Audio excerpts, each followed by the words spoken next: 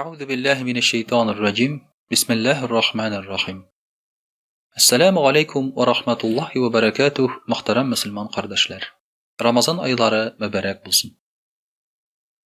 Allah subhanahu ve teala Ramazan ayında bizni tıya aşab içüden. Bir tamçı sudan da bir tamçı rizıktan da. Allah Teala tıya bizni yakınlık kılıdan. Özünün halal cifetin bilen. Lakin Allah Teala alardan gına tugil. Allah Teala bizni tıya iken tağın başka ibirlerden de.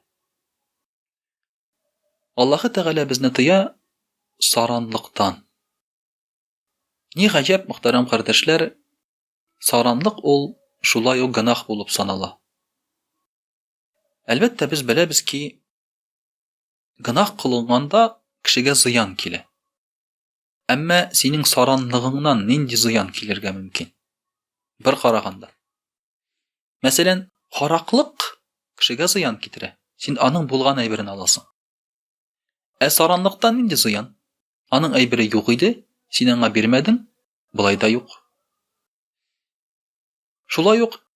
Sen saran bulsan, mesela özünde bulgan aybirini biresin kilmese. Bu bitinde halal malını kimgedir birmev degen söz. Sen bit ol malını işlep aldın, tırıştın, tırmaştın. Hazır sen anı boşqa taratırga tiyişmi? Bir qaraganda kişi şulay dep oylaydi. Birsinde mesela bir mecliste şulay dep etken idim. Men aytam mena zakat berige kerek, g'ashir berige kerek degech. Zakat indi ol belgili bir malning 2,5%'ын beru, 40'tan bir ulushun. G'ashir ol jiyilgan o'chimlarning 10'dan bir ulushun beru degan so'z. Mana şuşa g'ashir zakatlarni berigiz degech bir kishi ayta: "Hazratli narsani mindi ertadan kechga qadar baqshada begilib ishlarga tiyishdi. Ondan so'ng yalqov kurshiga kiritib beraman men anday. Bir qapchiq masalan anda baranga. İşlesin dey, işlese bulur dey." Kishi ya'ni bir qaraganda anlaşıla. Yalqov kishiga berasi kelmi. Yarar. Ish bit yalqov kishidagina tugul. Bar zag'iflar, g'arib g'irabalar, bar qartlar, bar yetimler, bar tillar, bar jeri bulmagan kishilar. Bularga beriga bulami? Bula. Lakin anda da aytırga mümkün. Allah Teala alarga berirge tilemagan. Qur'anda bar shunday so'zlarda. Alarga Allah Teala berirge tilemagandi. Nishlepsin biz alarga berikdi. Bu da aqlanu tugul. Çünkü Allah Teala yer yuzida boyliqni bütün kishiga da bergan. Lakin ularni har birsine ayrım bermagan. Ul bir kishiga ko'proq etib berganda anga aytgan: "Bu malning bir ulushun ana tekinga ber. Bu malning bir ulushun tekinga ber." Ya'ni bu senga gina tugil deyli. Masalan, 5 bala bardı idi. Şuşu balalarning zo'rusin chaqirib ketirasing-da, 5 konfet berasin. Ham narsa deysin, mana birsi senga, qolgan 4'isin inalaringga, singillaringga ber deysin. Şulay bit. Şulay. Allah Teala da boyliqni şulay berar. Şunga ko'ra saranlık ol Allah Teala senga bergan boyliqni bermew. Ya'ni sening malingda bar boshqa kishining haqqi. Qur'oni Karimda aytilar: "Haqqul lis-sa'ili vel mahrum." Bu haq so'rab kelgan kishinikidi, ham bulmagan kishinikidi. Ya'ni faqirning haqqidir. Demak, senga bir narsa so'rab kelsa yoki sening oldingda biror faqir miskin tursa, sening malingda aning haqqi bor ekan. Allah Teala berganda senga ham sen hozir tegi kishiga ilish chiqarırga tiyish. Mana shunga ko'ra saranliq ul gunoh bo'lib sanala. Chunki sen kishi malын o'zingda tutib turasың.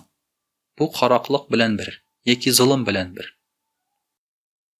Shulay yo'q endi Qur'oni Karimda aytilar: "Kim o'zin saranliqdan saqlay, shular qutulurlardi. Va may yuqashuha nafsihi." O'zining jonin saranliqdan saqlagan kishi saranliqni davolab bo'la yumartliq bilangina. Qur'oni Karimda shulay yo'q aytilar: Bismillahirrohmanirrohim. "Vallazina yaknizuna az-zahaba wal-fiddata wa la yunfiqunaha fi sabilillah fabashshirhum bi'azabin alim." Kimler алтын көмешне җыялар ди. Аны Аллаһ юлына тотмыйлар, ягъни садака бирмиләр, аларга газап булыр ди Аллаһ Тәгалә әйтә. Газап булыр үзләренең малларын үзләрендә тоткан өчен. Саранлыкның экономик зыяны да бар. Иктисади зыяны бар. Нинди зыян? Бер кеше кулында мал җыела.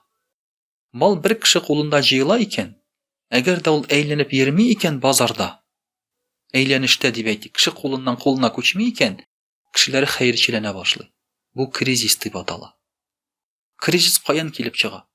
Малның билгеле бер кеше кулларында җыелу. Банкта, олигархларда, аларның сарандыклары аркасында, бу малны тотмау аркасында кризис барлыкка килә. Чөнки мал ул хәрәкәт итәргә тиеш. Миңа килеп керде мал, мин кибеткә бардым, әйбер алдым. Кибетче яки шушы сәүдә белән шөгыльләнгән кеше үзенә башка әйбер ала. Теге башка әйбер ала, һәм бу акча шулай әйләнеп яңадан миңа кайтырга мөмкин. Менә бу очракта гына кеше яши ала, үзенең хаҗәтләрен канагатьләндерә ала һәм кризис булмый. Менә шуңа күрә саранлыкның бар икән тагын иктисади зыяны да. Шуның өчен саран ул гынах булып санала. Белгәнебезчә Рамазан аенда Гайша радиллаһу анха әйтә, Пәйгамбәрбез саллаллаһу алейһи ва сәлләмнең хатыны. Пәйгамбәрбез саллаллаһу алейһи ва сәлләм ди, ул аның юмартлыгы яңгыр кебек ди. Ләйсән яңгыр, сеңдереп ява торган. Зак сеңдереп ява торган яңгыр ул гел менә шулай биреп тора иде ди. Ә инде Рамазан аенда ул тагын да күбрәк бирә иде ди. Ягъни тагын да юмартракка әйләнә иде ди.